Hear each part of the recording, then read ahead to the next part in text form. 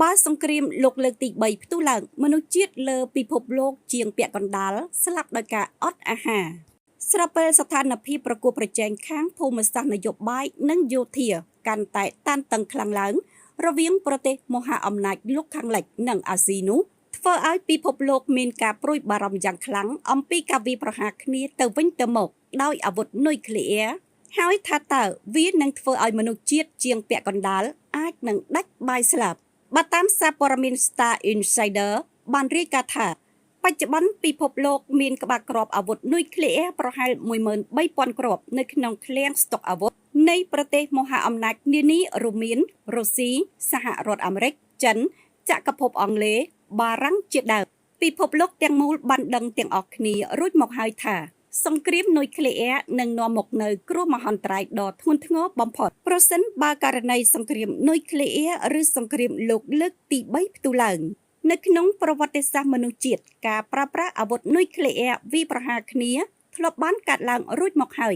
គឺសហរដ្ឋអាមេរិកបានវាយប្រហារទៅលើប្រទេសជប៉ុនចំនួន2គ្រាប់នៅក្នុងអំឡុងសង្គ្រាមលោកលើកទី2ដោយក្នុងគ្រាប់ទី1បានវាយប្រហារទៅលើទីក្រុងហ៊ីរ៉ូស៊ីម៉ានាថ្ងៃទី6ខែសីហាឆ្នាំ1945និងគ្រាប់ទី2បានវាយប្រហារទៅលើទីក្រុង Nagasaki នាថ្ងៃទី9ខែឆ្នាំដដែលការទម្លាក់គ្រាប់បែកបរមាណូ2ទាំងពីរគ្រាប់របស់សហរដ្ឋអាមេរិកបានសម្លាប់ប្រជាជនជប៉ុនចន្លោះពី 15,000 នាក់ទៅ 246,000 នាក់បច្ចុប្បន្នអាវុធមហាប្រឡាយរបស់ពិភពលោកមានអានុភាពខ្លាំងជាងគ្រាប់បែកនុយក្លេអ៊ែរនាសម័យនោះរាប់សិបដងទៅទៀតជាមួយគ្នានេះក៏មានការសិក្សាស្រាវជ្រាវមួយហើយត្រូវបានចេញផ្សាយនៅក្នុងទិនានុប្បវត្តិនៃការវិភាគហានិភ័យដោយបានបង្រួមប្រទេសកោះមួយចំនួនដែលអាចបន្តផលិតស្បៀងអាហារបានគ្រប់គ្រាន់សម្រាប់ចិញ្ចឹមប្រជាជនរបស់ខ្លួនបន្ទាប់ពីគ្រោះមហន្តរាយភ្លាមៗដូចជាសង្គ្រាមនុយក្លេអ៊ែរផ្ទុះភ្នំភ្លើងយក្សឬការវាយប្រហារដោយអាចផ្កាយចាប់តាំងពីសង្គ្រាមឈ្លានពានរបស់រុស្ស៊ីបានផ្ទុះឡើងនៅប្រទេសអ៊ុយក្រែននាថ្ងៃទី24ខែកុម្ភៈឆ្នាំ2022និងភាពតានតឹងខាងភូមិសាស្ត្រនយោបាយក៏ចេះកើនឡើងជាបន្តបន្ទាប់នោះមកការភ័យខ្លាចអំពីសង្គ្រាមនុយក្លេអ៊ែរក៏នាំឲ្យមនុស្សជាច្រើនចោទសួរថាតើចំនួននុយក្លេអ៊ែរមានន័យយ៉ាងណាចំពោះមនុស្សជាតិនិងភពផែនដីនេះចំនួនអាវុធនុយក្លេអ៊ែរនឹងមានផលវិបាកយ៉ាងធ្ងន់ធ្ងរដោយរាប់ចាប់តាំងពីការស្លាប់ដំបូងនៅក្នុងការបំផ្ទុះដោយផ្ទាល់រហូតដល់ផលប៉ះពាល់នៃវិទ្យុសកម្មរបស់អាវុធមហាប្រឡាយលោកទាំងនេះផងដែរសង្គ្រាមអាវុធនុយក្លេអ៊ែរនេះនឹងធ្វើឲ្យរលំរលាយដល់វិស័យបច្ចេកវិទ្យាហើយសូម្បីតែនៅក្នុងទីតាំងកន្លែងអាចរស់រានមានជីវិតដ៏ច្រើនបំផុតក៏ត្រូវរងគ្រោះផងដែរវិបត្តិនេះនឹងរារាំងយ៉ាងធ្ងន់ធ្ងរដល់កិច្ចសហប្រតិបត្តិការសម្របសម្រួលនិងការផលិតស្បៀងអាហារផងដែរមនុស្សជាតិប្រហែល